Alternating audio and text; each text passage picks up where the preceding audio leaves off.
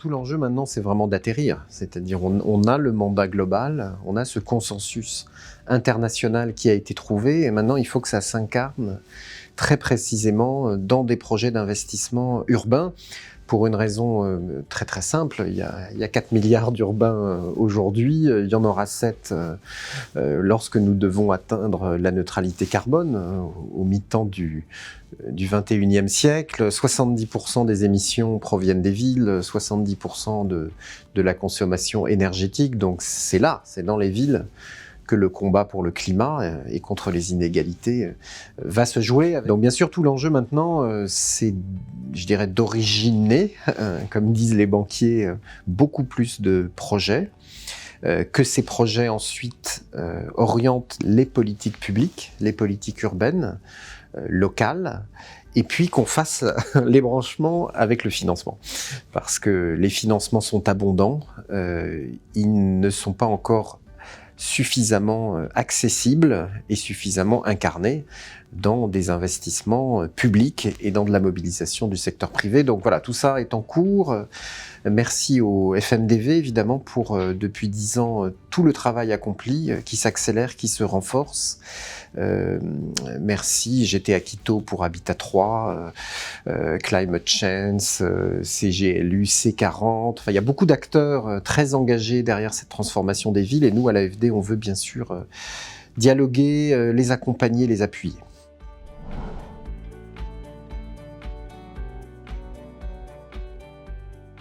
L'AFD, c'est une banque publique de développement qui couvre de nombreux secteurs, mais s'agissant du développement urbain, je dirais on mobilise 3 grands instruments. Les financements, bien sûr, la recherche et aussi l'expertise. Les financements, c'était 1,6 milliard d'euros l'année dernière, en 2020, un tiers en Afrique, et bien sûr des financements de grande qualité. On vérifie qu'ils ont une contribution positive pour le climat, contre les inégalités, pour le développement durable. C'est des prêts directs, et vous savez que l'AFD est une des rares banques qui prend du risque directement auprès des collectivités locales, sans demander la garantie des États.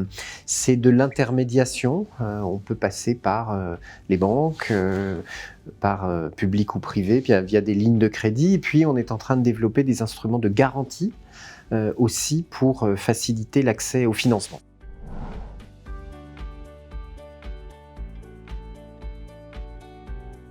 On a au sein de l'agence toute une capacité de recherche qui ensuite se transforme en guide méthodologique.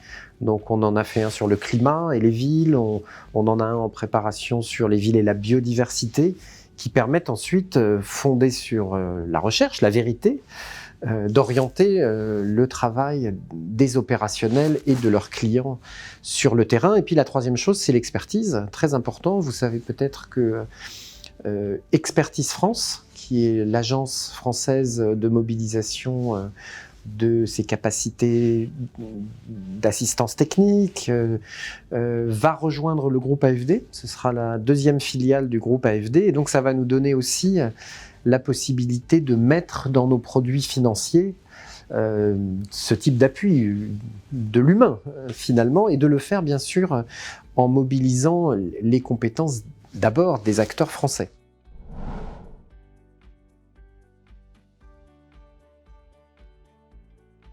Alors l'AFD ne travaille pas toute seule évidemment, et elle est en partenariat avec de très nombreux acteurs qui viennent accompagner les projets des villes.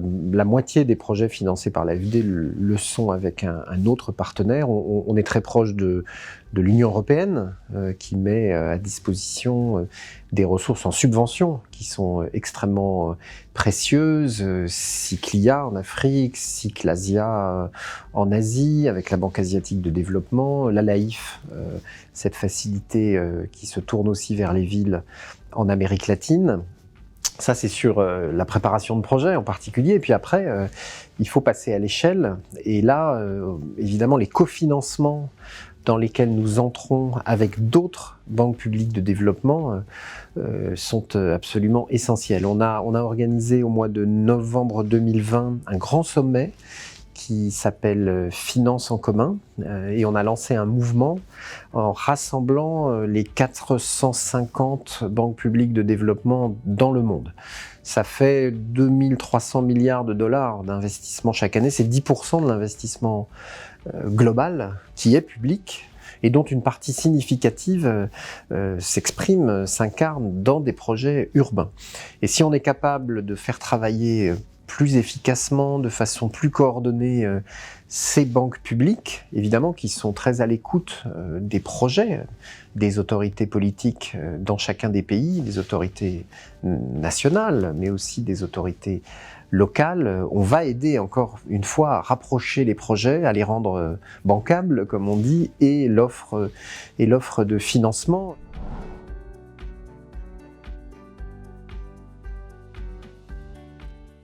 Dans le mouvement des banques publiques de développement, il y a bien sûr les grandes banques multilatérales, la Banque mondiale, la Banque interaméricaine, la Banque asiatique. Il y a les banques internationales comme l'AFD, JICA.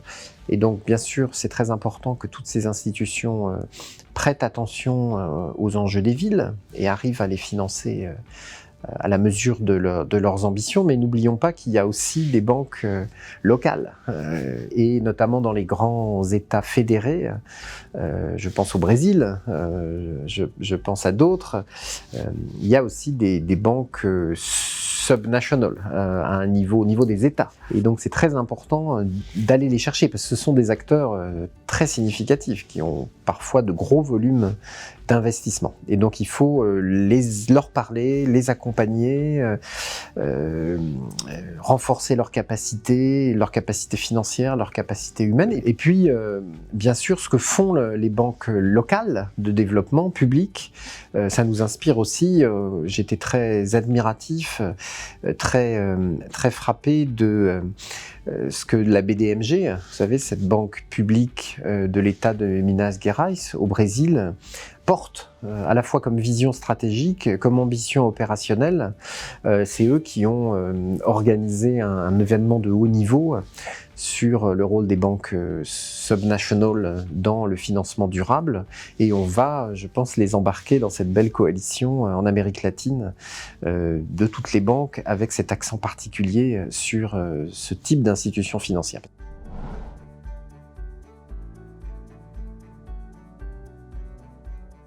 En Colombie, dans la ville de Barranquilla, où on a un très très beau projet, 120 millions d'euros venant de l'AFD, qui vise à vraiment, là on travaille sur à la fois les enjeux environnementaux, climatiques, de biodiversité, et leur articulation avec les enjeux sociaux, d'inégalité.